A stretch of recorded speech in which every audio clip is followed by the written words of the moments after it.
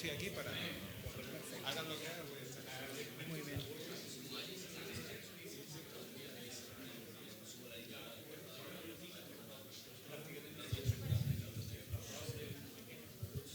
Good morning, everybody. Good morning. Welcome, all who are here now. Welcome. Thank you very much for being here. It's a pleasure for us to have David Merodio Codinachs here to tell us about all those that didn't know, although that you didn't know about FPGAs. So. We are very glad to have him here. It's in this Severo Ochoa colloquium. So it's a pleasure for me to introduce you, David. David is working at the European Space Agency, the ESA, since 2005, working at ASICS FPGA as an engineer. Prior to that, he was a consultant for Alcatel-Bell and then for Philips, working on microelectronics designs and in telecommunications and medical audio products, so useful things. That's general useful things. He's got a master in science in electronic engineering from the Politecnico di Torino and another master of science in telecommunications engineer in the Universitat Politècnica de Catalunya. At ESA, he has been providing support for the use of FPGAs and digital ASICs to several ESA projects and missions. For instance, for the other observation, David worked on several Copernicus missions, especially on synthetic aperture radar and altimeter instruments for Sentinel-1 and Sentinel-6. He has been also providing support to telecom development, especially addressed to regenerative payloads as well as science missions, especially on onboard data handling. As for research and development activities, David has been serving as technical officer on the new European FPGA BRAVE and several research and development activities on radiation mitigation techniques addressing rad-tolerant and costs FPGAs. And so today, David will present the use of FPGAs in space, the current status and the future development of that, and I mean, I hope that it'll be of the most interest for all of us. So thank you very much, David. Thank you very much. Thank you. So I'm very glad to be here. Thank you to everyone. I'm glad to be at this location, nice city as well, and to talk about my favorite topic, FPGAs in space. So as introduced, I work at the European Space Agency since 2005. I'm working in the electrical engineering department at the microelectronics section. So you will see, I will go through some of the slides a bit fast. It's a presentation, it's a bit long, but I will keep an hour. I did a mix of presentation, a bit into general introduction, so I'm diving a bit more into the FPGAs. But to be sure that everyone, if you are not, you don't know even what an FPGA is, you can follow and at least get some of the bottom lines. So the presentation, I will go first. Most of you know ESA, but maybe not everyone knows the European Space Agency. I have some slides to introduce it. Then the use of FPGAs, I will guide you that we're already using them a lot, and I met already here some people that used them since long time ago. And indeed, we are using them since long time ago. Then I will go through mitigation, radiation effects on the ASICs and FPGAs, a little bit an introduction, as well as how we go about them and the choices we have. And later I will also introduce this European BRAVE FPGA for the ones who have not heard. So we're doing also something about it. We use the American ones, but I will explain why we started and where are we today. And some interesting examples to show the future trends and next challenges. So we're more used to the class 1 missions, the big science missions, but there's also new challenges coming up, new opportunities for these very complex FPGAs. So let's introduce ESA briefly.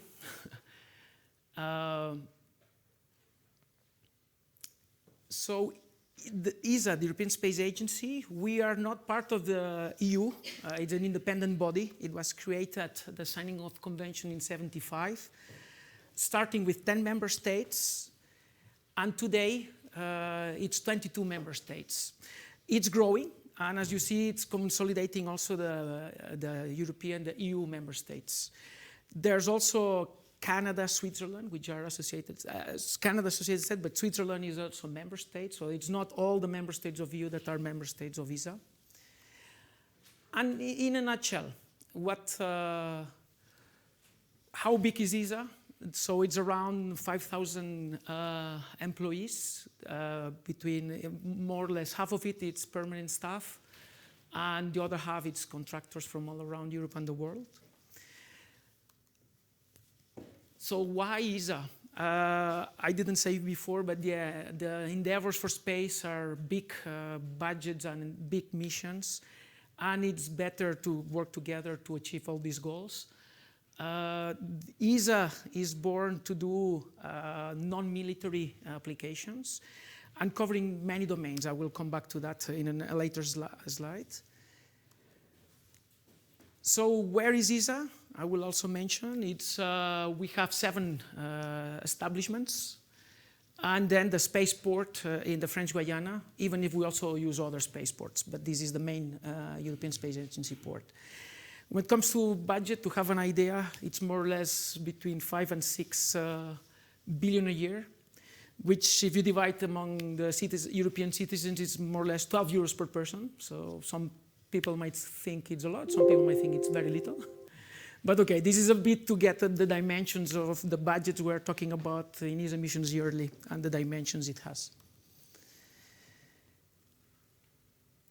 So ESA, not all space agencies are like ESA. ESA, it's working in all areas, meaning it's launchers, satellites, all kind of different peaceful missions. And this is unique. We're trying to lead also in technology for space. Since '75, the foundation, it's over 80 satellites developed, tested and operated. And the numbers are growing fast. There's even more satellites every year than in the past. And this from Kourou, more than 220 successful launches. So all this is indeed, we cannot highlight enough, thanks to all the member states of ESA. It's not one country, it's all the country together, and all the different institutions, companies, research institutes. And I know here there have been a lot of work with this already, so I'm glad to see. The locations, as I was saying, we are in different locations. In green, you see, let me just a second. Well,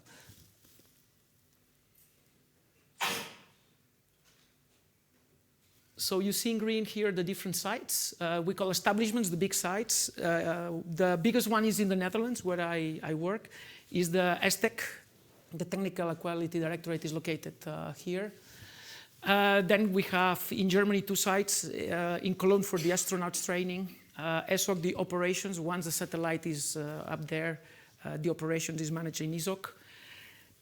In Italy, ESRIN is especially to get the data from Earth observation satellites and distribute. In Madrid, it's for science, data management and distribution for science missions. Headquarters is in Paris. We have 2 locations in Paris, and also launchers. It's in Paris and a smaller launcher also in Italy. And in UK, in EXAT facility, it's more oriented to telecom. So those are the big establishments, but there's stations all over the world to get data, signals from the satellites, ground stations. And we have collaborations, of course, with all I would say, space agencies. So NASA, all the different sites, JAXA, Japanese, and also with the national, CNES, DLR, etc. Some of you have been here. This is in the Netherlands, ESTEC, where I work. This is, a sunny day, and it's not always like that. The activities, again, as a nutshell, we divide a bit the activities in different topics. So the ones here you are more familiar with is in this domain, in space science, we call. But then in ESA, as I was saying, we work also human space flight, exploration, Earth observation, launchers, navigation. And the three you see in the bottom is more a matricial system. So I belong to the technology, so we give support to all the other application-oriented. And the other is more okay. No, telecommunications as well, sorry. And operations is more okay, control the flying satellites. So you will see, I will not talk about all of those. I will have some examples, but I can already anticipate. ASICs and FPGAs are everywhere, all these domains, we have FPGAs. One slide, again, it's very summarized. Some of the science and exploration missions from ESA. I know some of you are very familiar with some of those and have worked with some of those. You can see from bottom to the top, there's the legacy, it's called as legacy missions. It's already complete missions. You can see a little bit where they address the scope of the mission. The operational today, so Bepi Colombo launched recently. But okay, you can see so many names, I cannot start mentioning all of them. Many in development and some are already conceptual. It's not all of them are here, but it's a good overview, I would say, of all the science and exploration. This is another view mentioning as well in which band are they working, the instruments. And it gives a little bit to position the different missions in the bands where they work. And again, you can see a legacy, operational today, in development and conceptual. So again, I think some of you are working on those or have worked in some of those missions. So here in a nutshell, you can see the full scope. Again, I don't enter into detail. If we have time in the end, I will put this video. It's a bit inspired, not now. So after this brief introduction of ESA, I'll move to, yes, FPGAs in space. As I was saying before already, they are used everywhere. When we normally see spacecrafts, I just put here some spacecraft types. So launchers, starting in from the Voyager, it had ASICs at that time. Rovers, ISS, also the transfer vehicle, but also the satellites. No, I mean, when we say ASICs and FPGAs in general, they are used in the electronics in the heart of all those spacecrafts. The engineering community here knows it very well. Maybe the science community is not so aware on where the microelectronics is, or even from other disciplines, mechanical engineers or others. Some missions, again, in the domains I was saying before, Earth observation, space, telecommunications, space science, or Earth observation. Those are just very few. This slide should be fully populated, hundreds, tens or hundreds of them. The spacecraft, here I put just as a reference in a launcher, so there's launchers, and this is hosting a satellite inside. Normally we divide the satellite into platform and payloads, and you have different units. So most of these units, they have microelectronics inside. And to guide through, I spent a few minutes, one of the missions, Sentinel-1. I took some, as mentioned in the introduction, I worked in this mission in the past, giving support for FPGAs and ASICs. It's one instrument, this satellite, synthetic aperture radar. You see the antennas below and the solar panels. I will guide you with public information. I cannot bring the full data. There's a lot of information. But I gathered the information to guide you through a little bit and where it is. So satellite, the way we can see it in a representation, this is more the mechanical structure internally, how it's organized, a bit if you open. And it has all these electronic boxes inside.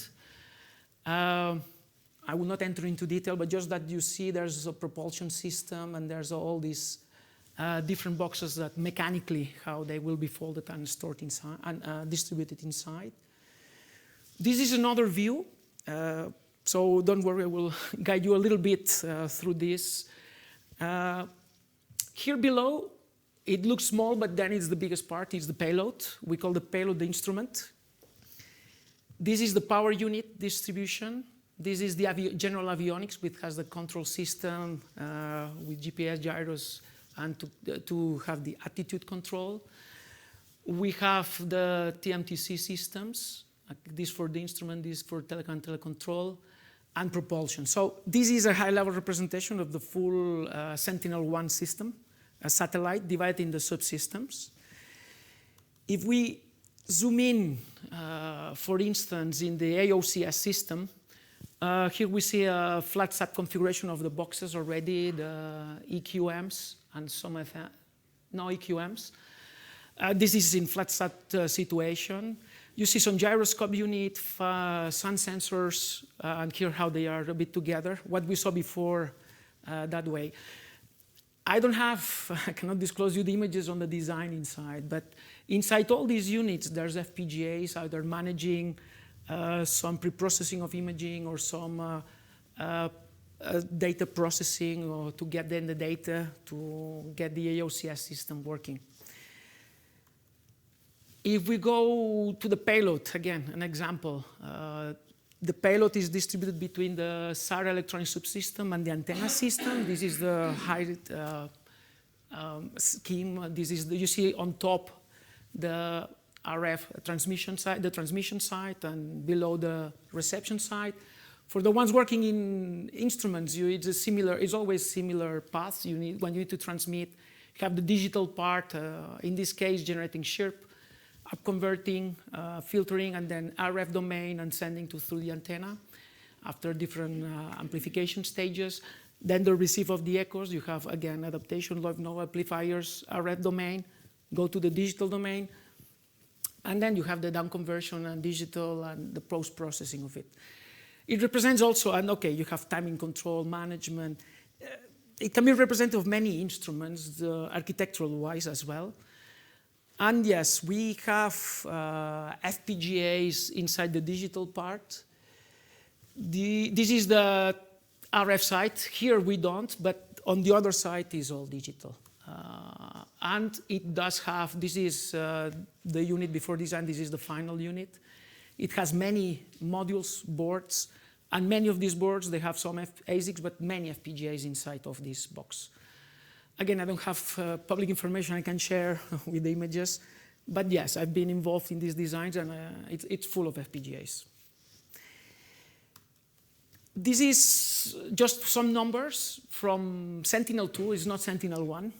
It's difficult to get the statistics on the components. We don't have a centralized database with all the components, but we did the exercise to try to understand how many FPGAs and ASICs are in one satellite. So in Sentinel-2, you see the launch on the top, so it's already flying. There's this number of high complexity circuits. It's ASICs, 250 in the range. And it's around 150 FPGAs. So you see in one satellite, when you see a launch of a satellite, there's a lot of FPGAs inside. Most people don't realize. I mean, the designers here, I think you realize there's FPGAs inside, but there's a lot inside of each satellite. So we did this survey some time ago now with different missions. This was to see a little bit how many ASICs and FPGAs are there. You see some names of missions under in the X-ASICs. And then Galileo is special here. There's many more ASICs at that time when it was designed. But the evolution is also changing a bit the balance for the future evolutions. So there's a lot of FPGAs. How do you choose which one to use? That's always the tricky part. Up to recently, in terms of space time, the choices were reduced. We had anti-fuse FPGAs, RTSX, RTIX, then started some reprogrammable FPGAs to come in. And now with the new space, there's also COTS and mitigation. There's different choices. So these different axes to choose, it applies to FPGAs, but it applies also to systems at the end of the day. I highlight in red the special one for space. I mean, the others can apply to any discipline, but for space, this is very important, radiation. Radiation is what makes space design different. We cannot, in our phones, we have fantastic electronics, but it doesn't survive in space. So this is the special key for space design. Just for FPGA a little bit, I put a generic architecture. Bear with me a little bit. The ones who know, they know this very basic diagram. It's electronic components that are versatile, and it has different ingredients inside. I will not enter too much into details. My bottom line here is to say from top to bottom, it shows a bit the progression on what it needs to have. It has a general logic that you can configure. It has then specialized macros that allows more performance for signal processing, for instance. IOs, also if you need high-speed 30 gigabits per sample. And also you can have some analog embedded, digital analog conversion and analog to digital conversion inside. Here I just say in this selection, following this, there's different generations of FPGAs if you look at them in the complexity. The commercial status here means not for flight. We have everything, and we can choose, depends on which category of FPGA we need. For space, we are having this revolution. We were till, again, not so many years ago, with the first and second generation, and starting the third with this DSP, the RTIX-DSP version. What I want to mention here is that we have then, having a specialized macros gives performance in domains that before were not as performant. For instance, having a processor inside instead of a soft processor, having a hard macro processor allows to run the processor 10 times faster. So it depends what you need to do, you will need this performance. And then the latest one you see, it's also for ADCs and DACs, depends if we need, if we talk RF or also lower samples per second and precision. It's a specialized FPGAs we're talking about. I can come back to this in the end with the Brave FPGAs. What I want to mention here as well is you see the name Brave. I will come back to that later on, this European FPGA. Maybe you are less aware. I keep a little bit still on the FPGAs. Here it's a bit on these architectural elements, the names, who is familiar with FPGAs with the names, which architectural elements they have. So if we start from the left to the right, as I said, the RTSX, RTIX, today we still find them in all this, many of the boxes I was introducing. We find those FPGAs doing the functionality they have to do. We have them, the Virtex 4 and 5. RTG4 is more recent from Microsemi. And then the Brave column, it's SRAM based. One important thing for the ones who are not familiar is the row below, configuration type. When you see anti-fuse, it means it's one-time programmable, and we've been discussing with some of your colleagues here, which means once you configure this FPGA with that function, you cannot change it anymore. And you put on the board, and you cannot change it. The game changer now is that we will have radiation-hardened ones SRAM. So this one you can change the function while you are developing it, even in the FM module, and even in flight. This is, it's used already, but it's the exception today. It's not, the ones we use the most today, it's still the anti-fuse ones. But it's a matter of history. It's the way, sorry I didn't update this a bit nicer graph, but what it wants to show here, what you see below is the year when the FPGA was available and the capacity. This is only the logic gates, not all the architectures.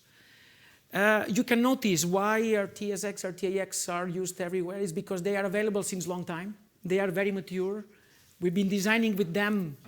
There was no other alternative. And they were doing a fantastic work for the function they had to do. As you need more complexity, you need to then move to a bigger FPGA. And there's this range of FPGAs here that we call large FPGAs. And as you will see later, we are even thinking about 4 times bigger than this on the Brave. I will come back to this again later on. So I wanted to give this brief introduction where FPGAs are used today already. And as mentioned, already for decades we use FPGAs of, I didn't include here even the previews of the RTSX family, but there's even before that. And we use them a lot in electronic equipment. With the Sentinel-1 example, you see they are in all the different units doing different functions.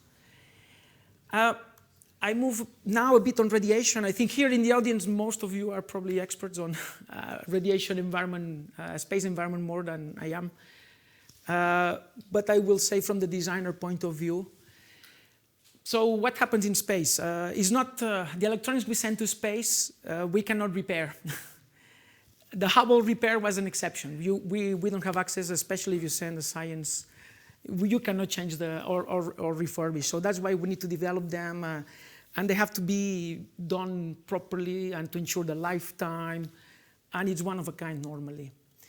So in this slide, I just summarize a little bit where I include ASICs, digital ASICs, because where they can fail. And it's not only radiation. So you can have a design mistake.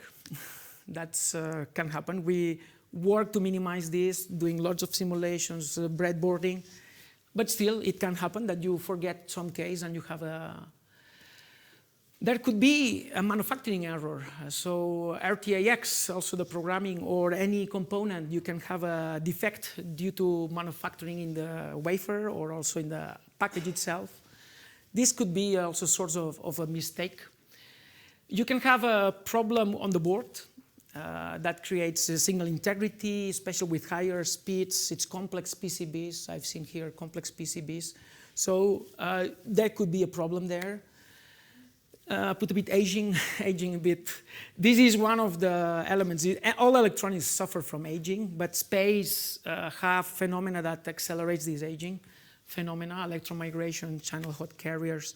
Again, I don't enter today into all these details, but this is happening in space in a more accelerated way with especially total dose phenomena. And then on top of this, we have, yes, the space effect. So coming from the launch situation with the stresses a lot, the electronics, the shaking, and the acoustic wave puts all the electronics in lots of stress. We have defects in fabrication, wire bonding inside the package. You see some pictures. The temperature extreme, some missions have very, very extreme temperatures they need to survive. So all these, there's elements that can fail in all of that. And radiation, of course. So for space, a bit in a nutshell, compared to terrestrial electronics or some other environments, we want lifetime of 20 years for the class 1 missions, traditional missions, which is not the case for a laptop or a phone. The electronic is much less the lifetime. The temperature, yes, nominally the components are qualified between minus 55 to 125 C. So this is very extreme. Normally then the missions, of course, is narrower than this.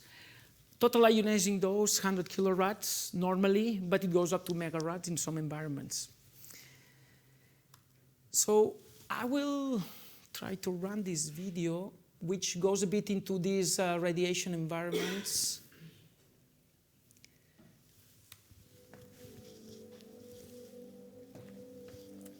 We are in the materials and electronics Can you hear? laboratory.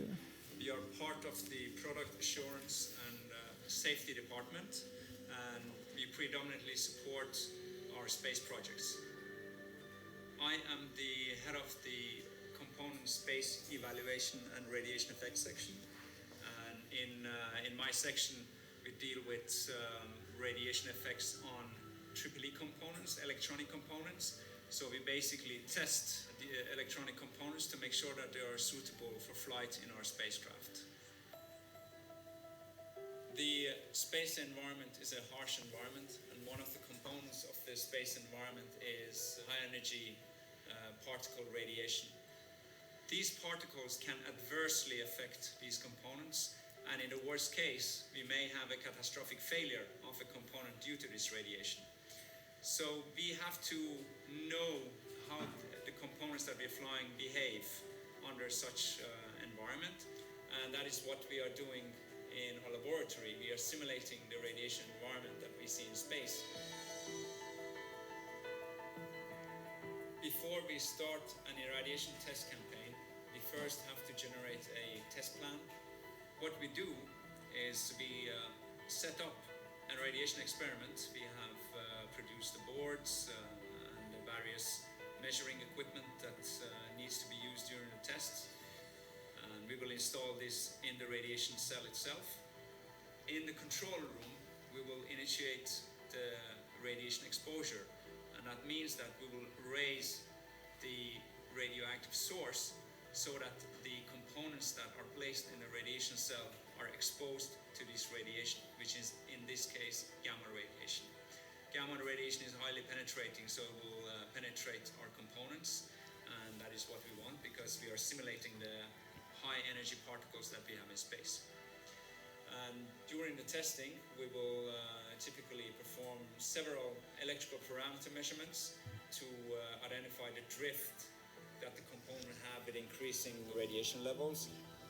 And at the end of the test, we can say whether the component is working well for the environment that is supposed to be flying in, or whether the component do not meet our requirements. The nature of the division that I'm working in is to support most European Space Agency missions. Currently, we are working on a mission to Jupiter, which is called JUICE, where the radiation environment is much harsher than what we see at Earth. So it is much more challenging because the components that you have to fly, they have to be able to handle much more radiation than we normally deal with. At the end of the day, the work we do is to help Europe be in the forefront of science and technology related to space applications. Good. So this video, I put it here because, yes, you saw, this is, so Ali and Alessandro introducing the facility. We have a Cobalt-60 facility for radiation testing for total dose. But we also have other, sponsor other facilities around Europe for heavy ion testing. What we do to radiation, I was saying we need to design for radiation, but we test also that the components survive this radiation. And I just touch base here how it's done. We do accelerated testing like in any other discipline. Normally we use particles at a much higher flux than in reality, yet it has to be representative, not overstressed in a non-representative manner. So the way normally, here I show then for heavy ion testing, we have vacuum chambers to use, but also there's on air, depends on the ions energy that we use. The one you see here, yes, is in Louvain-la-Neuve. Like this, we get data so using different energies. We get the probability of failing at different energies. And then what you see on the right, we have models that depending on your orbit, it knows the distribution of particles energies. And then using these tools that basically integrate based on the experimentation, it gives you the probability then of having single vein upsets. This is one of the ways we evaluate components. There's other phenomena that I will come now. For radiation sources, I think, is what I say. Here, I think you are very, very much aware of the space environment. We have different radiation sources. I will not enter too much into detail, but from solar flares to very energetic particles, there's different energies and different durations of these phenomena. You know we're protected on the Earth, especially by the Van Allen belts. And this is what we represent a little bit here. They were discovered in the early missions from NASA already, the inner and outer Van Allen belts. That basic one, the inner one is mostly composed of electrons of energies up to around 400 mega electron volts, and are products of these cosmic rays. We have missions going in LEO orbit that then go through these belts. And when I was saying we know the distribution of energies, they need to take into account if the satellite is passing through these, and then you know the density of, for instance, protons you will have. And based on your radiation test, you can predict with the models how many there will be and what will be the impact, the probability of having an event. The outer is more on energetic electrons, but of course there's also the gamma rays coming, so it takes into account the full. If it's a mission going somewhere else, of course, there's radiation environment in Mars, which is different from the Earth, or Venus, or whatever the mission goes. So whenever there's a radiation effect, we look a little bit in a progression, what happens. It comes from the particle, of course. The particle strikes. It has some particle charge that diffuses, and there's a recombination. It can come to an effect that changes the value of a flip-flop, so a memory point that changes from 0 to 1. That might make that then a component is failing. It doesn't behave as it should. It propagates then into the system that fails. The picture a bit dramatic here, a satellite falls, but okay. It can make a mission fail. It can make, so from a radiation event really can make a mission fail. And we have some unfortunate examples of this. The message here is yes, it comes from a physics phenomena. And we must, this is happening, and we have by design to prevent this. And we can do at a different stage. Don't get scared about the graph. I will not go in detail here. You'll have the slide. It's just a bit the different particles. I was just mentioning a bit the Van Allen belts, but there's much more. And there's different sources, not only electrons and protons, there's the heavy ions and gamma rays and so on. And different effects. On the FPGAs, the ones we are interested is total ionizing effects and single event effects. So we go to this one. On the FPGA, the representation you see is what happens. If a particle strikes, this is just, you see just what happens, in a view on what happens when a particle goes through the recombination, and what could happen you saw before. So single event latch-up is it can trigger, in some cases, the bipolar transistor that is parasitic due to radiation. This is very bad and it can be destructive. Single event transient and single event offset is the flip-flop changing, memory point changing value. I will not enter into details today about this, so I can talk afterwards with the persons interested. But what do we do against these effects? As I said, we can work at different levels. So in the past, we could have the process in the foundry. We could tune the parameters to make it robust, really by process, we call. So by the foundry, you could tweak the process in the way that it was not having as use. This we cannot do anymore. We are using advanced CMOS technology. The foundries cost billion. We cannot afford to tune the process for space. So this way, the only thing we can do today is to have options in the foundry that enables not to have single event latch-up, like having this epi process or choosing a single on insulator. This is what we can do at this level today, but not tuning especially for us. The other way is to have a library in digital ASIC or choose in FPGA and design standard cell library with extra transistors instead of 4 having 8. And in a special redundancy way, so the effect we saw, then it gets compensated automatically. So it's at silicon level for us. If it's not done at silicon level for us, then we need to mitigate ourselves, the designers. So you do these TMR or redact protections or several methodologies that are around. And the highest level, it's then at system level. So at board level, you can have also TMR at component level, and you can have more shielding to cover the electronics, or you can power cycle now and again when you detect with watchdogs.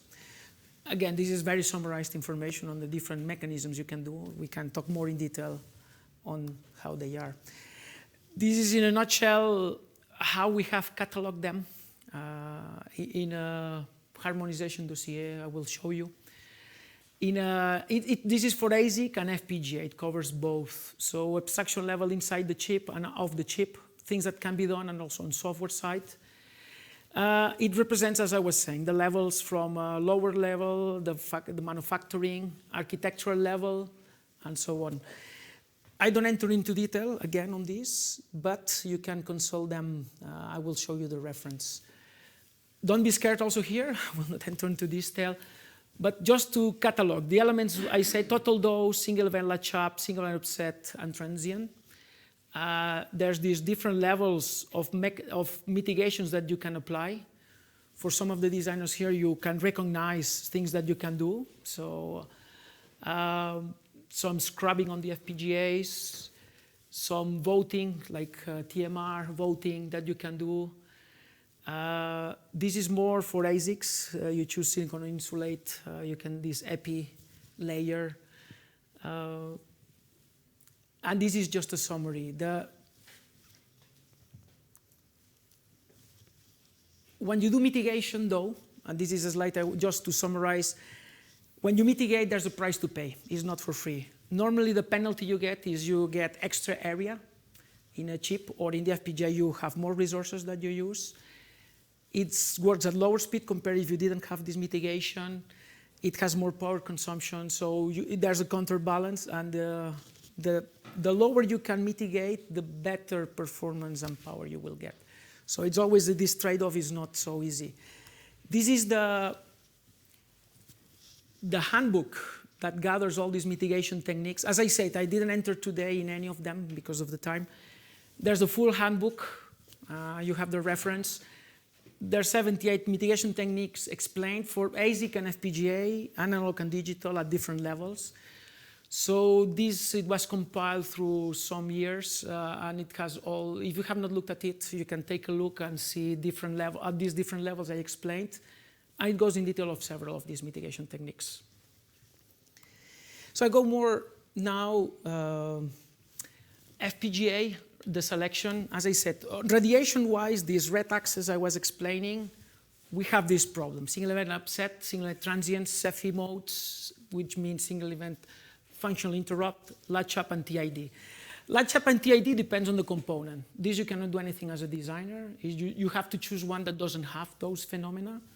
On the other ones, either the FPGA has something about it, or you need to design. You need to design it. So, as I was saying, there's device-level solutions to make it already design tolerant, or design solutions that you need to do yourself. And this is a bit the discussion to choose between Rad-Hard FPGA or COTS FPGA. You need a performance that you cannot reach with the current radiation-hard FPGA. Because of the speed you need to move to COTS, but then you need to mitigate. So you need to study correctly, do the radiation testing I was talking about before, and understand how much mitigation you put and conceal the results of speed and radiation, and then you can meet all the targets. Just one slide on COTS components. It means components of the shelf. We see in the new space more the use of these COTS components. There's a standard, ECSS standard, European standard, that covers radiation, but not only. There's also the packaging, assembly, and so on, and just as a note. I'll go a bit fast here. It's radiation mitigation techniques. As a designer, FPGA designer, this is more the wish we would have on how to automate our flow when you have mitigation.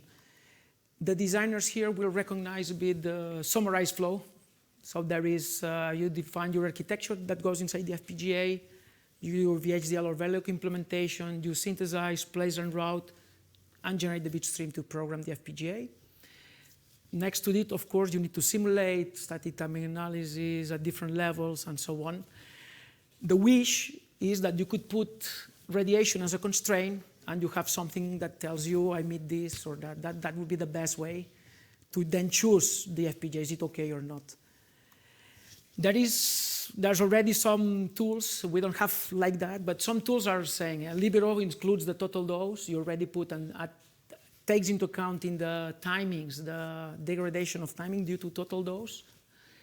Then in mitigation, there are some tools that already help you infinite state machine implementation, RAM triplication, EDAC, and so on. And there's some equivalent check also to check against the RTL. Sorry for the ones that are not designers, this is a bit, I go fast through this, but the bottom line is there are some tools that try to meet the ideal flow, including radiation, but not everything is there for the space domain. We have here some tools to try to cover the red axis of space. So some structural analysis when you include mitigation to check that your netlist is still equivalent okay. It's a step important for designers that when you include redundancy, the tool normally wants to take it out, but you want it in because you are putting redundancy on purpose. So this is a balance that you need to be sure it's there, and we have specific tools for that. Then to inject these single event offsets, these memory points that change value from 0 to 1 or 1 to 0, it's a specific case with, like, we talk about fault injection to simulate these effects before you can go to the radiation facility and do it, but it's very expensive. There are tools that allows you to do that if you implement mitigations and to understand how good or bad is your design. And yes, the last one is the one I was presenting, ground test accelerated radiation testing. This is the ultimate check of your mitigation technique in your FPGA. I see the time is passing. I'll go fast through just, this is more R&D part. We have some tools that we have sponsored, and some people, if you have some questions, I can talk afterwards, that address these special radiation requirements and ways to check it related to radiation, and especially for the ones who are designers a pleasant route to ensure that it's, you are optimizing and making a better job statically and dynamically. For the sake of time, I don't enter into details here, but I'm available later on. We can discuss more about these specific tools for space that are not in the main domain. This is the mitigation of RTACs, or the rad-hard FPGAs. It's in the silicon, as I was saying before. In the silicon, you see graphically, instead of being with this structure on top, right, you have a redundancy embedded. So of course, it's larger area. You have less density in your silicon to put more functions. But when an ion strikes, it self-compensates. That's why it's hardened. That's a bit a graphical view on how it's achieved. I'll move to the next section. What I want to mention here is that sometimes the XTMR is not all. And there's extra tools that enable us to optimize even better. Again, I don't enter into details here. I move to the next section, but for the ones interested, I can enter into details. The bottom line is this. There's a lot of names you see here. The ones who know FPGAs recognize the names. But the important is to choose an FPGA for space. You need to understand the radiation of your performance of your FPGA. And if it's not rad-hard by design, that you need to, as a designer, include mitigation. You need to fully understand this and how to mitigate it and test it as well. This is really, really important. I leave for later some references to go deeper into that. And I go through few examples. Well, the FPGA, the Brave, and some examples. This is the European FPGA. Some of you have heard about this. We started this FPGA because we went to a rad-hard by design FPGA. The bottom line here is that you don't need, as a designer, to do any mitigation at all. It's done for you in the silicon. And that's why we started this FPGA. It's not a CORD FPGA, it's a rad-hard FPGA. And I just show you, it's 3 FPGAs. It's, we call medium, large, and ultra. It's done in 65 nanometers and 28, the ultra. I show in picture the status today of these FPGAs. The medium, it exists, and it's already in some being developed. Some units are being developed using it already today. So we had the samples before, evaluation kit, tools. The one we call large, if you recall the picture before, it's similar to Virtex 4 and RTG4. We had the samples back 3 weeks ago, and the board, this will be replaced in 2 weeks by the real. The board exists, but will be already sent to customers. So it starts to be used, the initial status. And the 28 nanometers one, we have samples, and it will be sent to fabrication end of the year, and the first samples next year. This will be, I leave here just for reference also and I can discuss with some of you the details on what they have inside. But as you saw before, this belongs to the 4th and 5th generation. So they are advanced FPGAs, and they are competitive in the sense that if you divide the categories of FPGAs between small, medium, large, and ultra, depends on the capacity they have. It's a bit the axis, the y-axis. This medium compares a bit to the RTAX arena, but it has some extra DSPs inside. The large is comparable to RTG4 and Vertex 5 QV.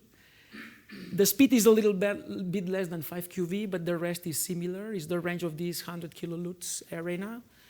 And the Ultra, it's 4 times larger, and it has better consumption. So it's a good candidate for future projects that you have. And I move to some examples. These are some examples of the medium that I can mention. It will fly in a French-Chinese coalition joint mission. I don't know if you heard, it's a science mission, SBOM Eclair instrument. And the first one, though, that it's faster to flight is a CubeSat. It's just a demonstrator, and it will fly very soon, 15th of November. So this will be the first flight of the NG medium as a test. And I go fast again through the challenges. I've been saying all along, we have new space era. We have new FPGAs coming and the CODS FPGAs. New space is not the class 1 missions we're used to, it's the science missions and so on. So for you, I think this still will be the main work. But there's some part of space developments that are less quality, less lifetime, and they take more risk, let's say, in terms of performance. So in this balance here is a different constraints than the class 1 mission. And these exist. There's one web example. There are several mega constellations happening today, and we know, and it's a very important one. So a very important example. Reprogrammability in space. As I was mentioning, and here you are a very good example in IAA, the FPGAs we use the most are the one-time programmables, still today. Reprogrammability in space is a capability that is very important for many aspects, but also during development on ground. And reprogrammability in space is a new topic. There's missions doing this today. But the first class 1, and sorry for the graph, is not nice. I think you have better drawings of this PHY instrument. You are involved here in IAA. This is the first instrument that we know is a mission that will use reprogrammability in space. The idea was then to switch, or it was the original idea, to change configurations of the Vertex 4 FPGA reprogrammable. And in this way, if you can isolate different scenarios, you can swap the functionality in orbit during functionality. That's the idea. It's in class 1 mission, this is the first one. At least it was the original intention. There are other, in these not category 1 missions that are doing it today, but this will be the first ESA mission doing it. This is an R&D activity that we have finalized. I've been directing this one. It's another level of reconfigurability, and this is again is R&D. This is not flying. It's to prepare another dimension of reconfiguration. The idea is to have, it's not that you have the full configuration of the FPGA, but you can ad hoc reconfigure part of it, depending on the accelerator you need. So this, I think, is interesting for some of you. So there's, we leverage from work from the commercial world to bring into a space technology. So the original was with Zinc FPGAs commercial, and we did it with Vertex 5 and Leon instead of ARM. So the idea is somebody prepares accelerators in the FPGA, and then based on the software programmer can guide it, and there's libraries under the hood that allocate already the accelerator on demand. So it's a very interesting activity. I go to an acceleration example, the latest one. So FPGAs used as accelerators. You have examples here used as accelerators. When a processor a Leon processor or an ARM processor cannot make your function fast enough, you can use the FPGA, the parallel nature of the FPGA, to have an ad hoc accelerator. So we had also some activities going on with visual-based navigation for rovers, for exploration. And they have done the exercise. Some of you have already seen that. So they started from a Leon implementation and they accelerated. So they moved almost 95% of the function to the FPGA, and then they could meet the deadline of the image processing. So I don't know if this will work. Sorry, oh, I did something wrong.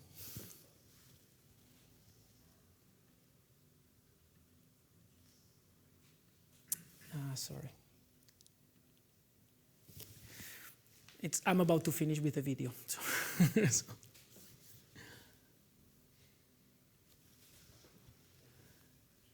I don't have internet, sorry.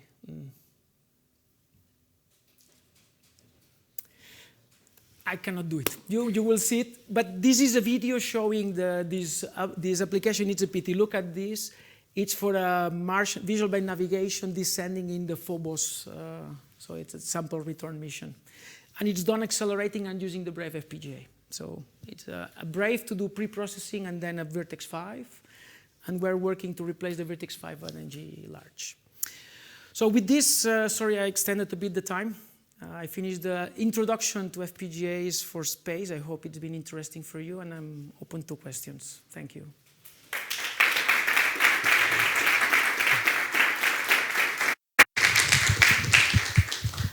Is there any question in the audience?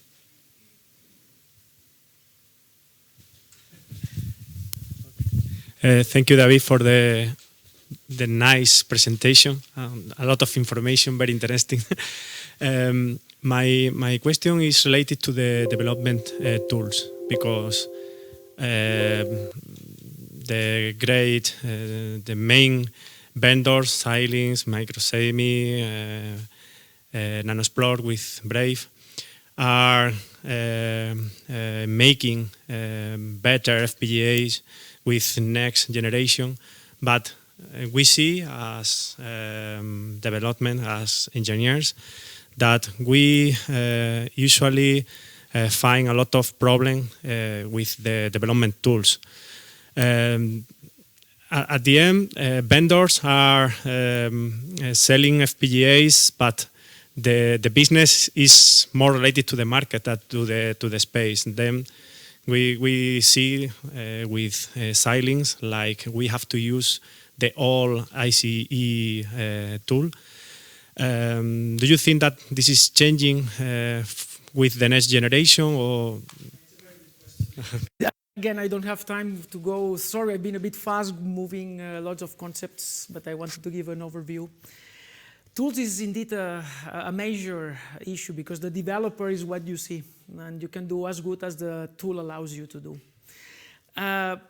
As I was saying with the COTS, I touch surface because we do special things with these FPGAs that are not that hard. And many times the vendors are not having for us a vendor solution.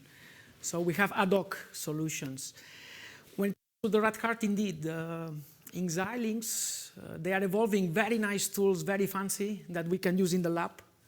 But when we have the flight one, we need to step back years ago to use their old tool that is obsolete. It's true, it's very difficult. I think with in the Xilinx line, that's what they want to move to the ultra scale, the KU060. In that one, to step to a newer tool, their new tool. But the KU060, in this definition of radiation, falls into COTS. You still need to mitigate. So we'll face then the issue of how to mitigate, and we need extra tools to verify it. That will not be Xilinx tools. So we are still in this not good solution to have commercial tools, very mature and the best, end-to-end. For the other, yes, if you use the Actel, Microsemi, Microchip now, if you use their tool, you notice there's a gap between them and Xilinx and Intel, Altera. There's a gap. they are evolving, but it's a different dimension of companies. So yes, we face this feeling. It's not the same. And the Brave are evolving. I don't know if you have used it, but they are. The good thing about them, we know the evolution, and we know they are getting better. We have a bit of control. But of course, you don't have millions of users. That's the true. So that's a bit the situation for space. In the mainstream, we miss a part of the package, and for the other ones, yes, the base users is not as big as with the other ones. We try to do what we can, but yes. And another thing, in the ASIC community, the big companies can afford to have expensive tools that sort out some of the issues. FPGA community, you cannot afford huge licenses of some of the things. I don't know if you're familiar with the linting of the VHDL or Verilog. Something that in the ASIC world you do, pre-check many things and even constraints pre-check. There are expensive tools for the ASIC world that are not used in the FPGA, but that can ensure portability and quality across different teams. And this we would like from ISA try to make, we're working to try to make them cheaper access to space community, but this is we're trying. We don't have it yet. So hopefully it answers your question. Yes. Yeah.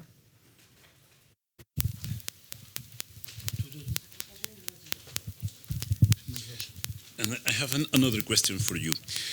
To my understanding, ISA is a lot of conservative in terms of allowing device in fly.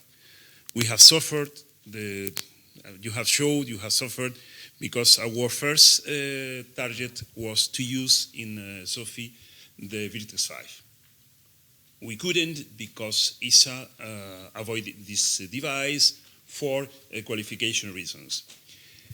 My question is, do you think that ISA is going to change this philosophy in the future?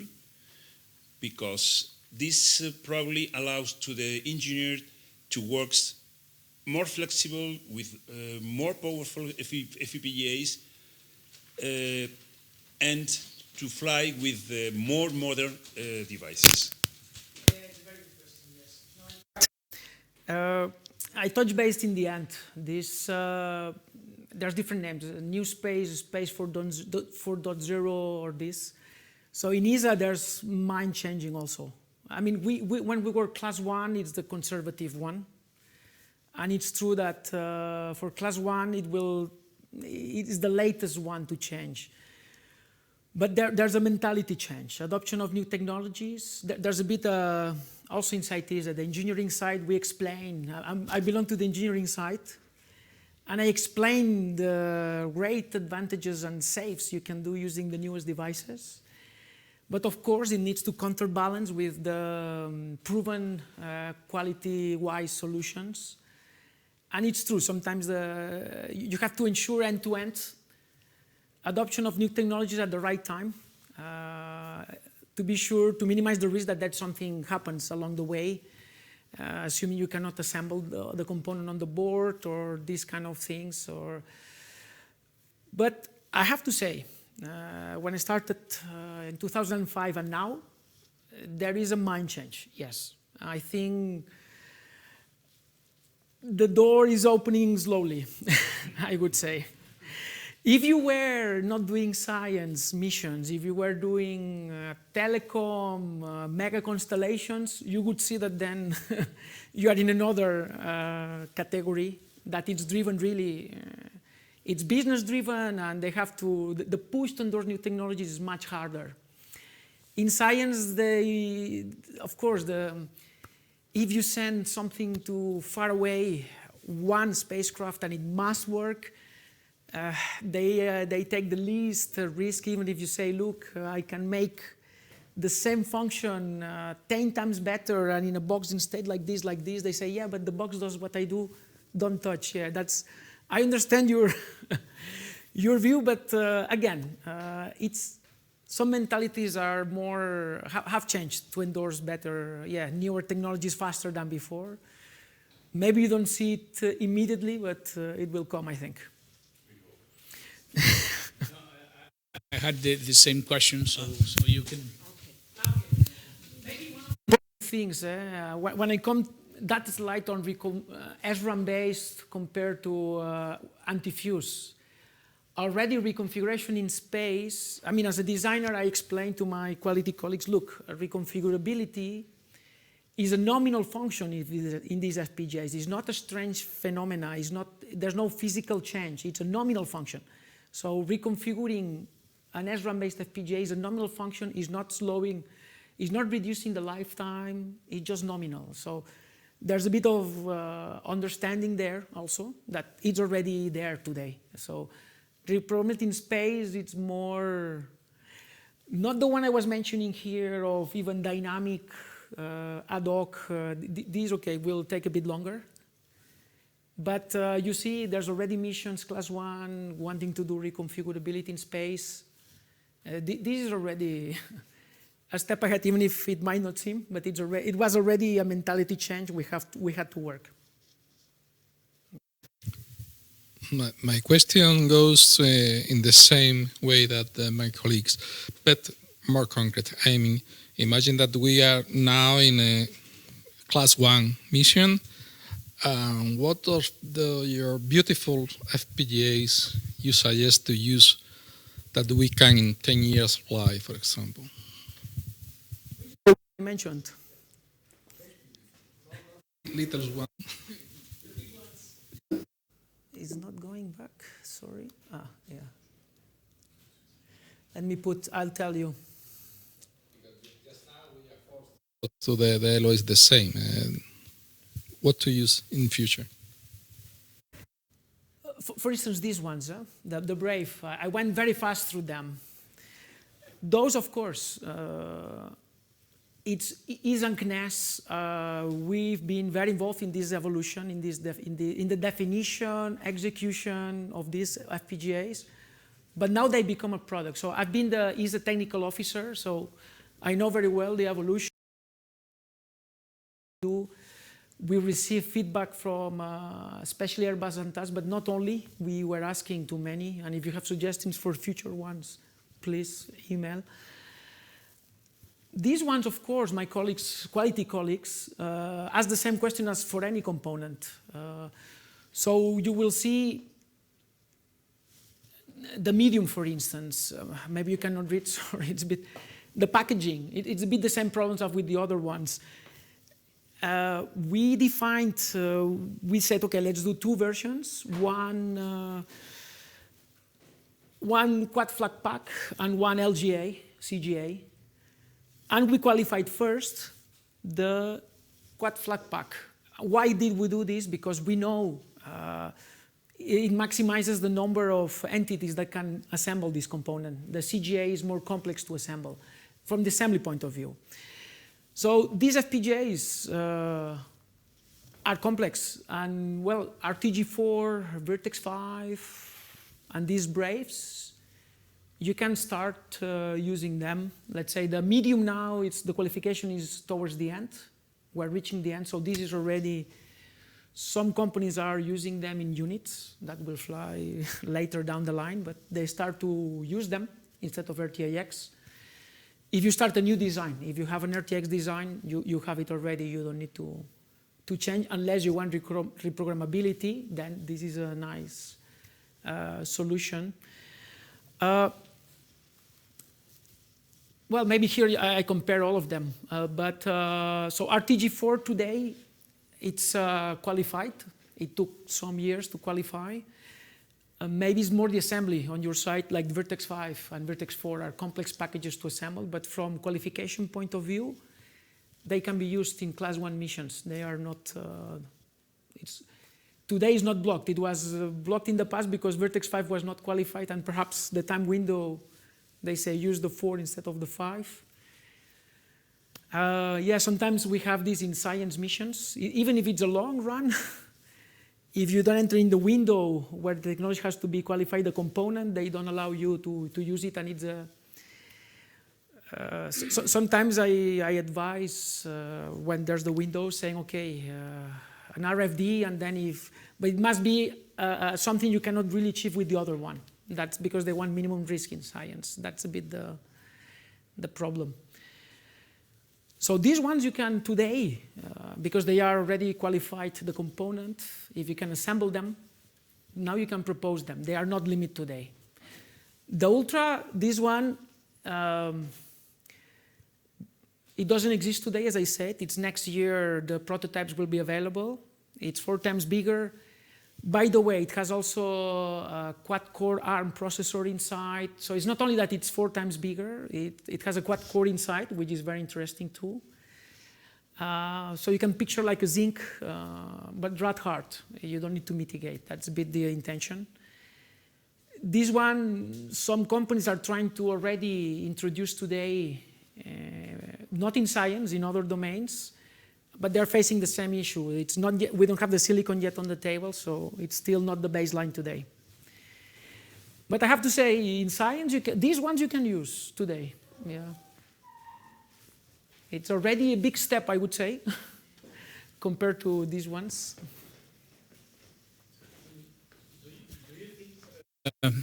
The Ultras will be available for use in just a few year missions like Lagrange for the space safety division of ESA?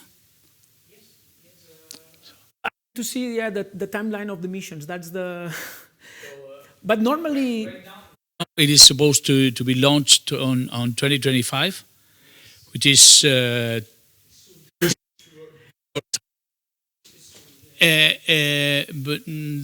then. Do you know when do you need?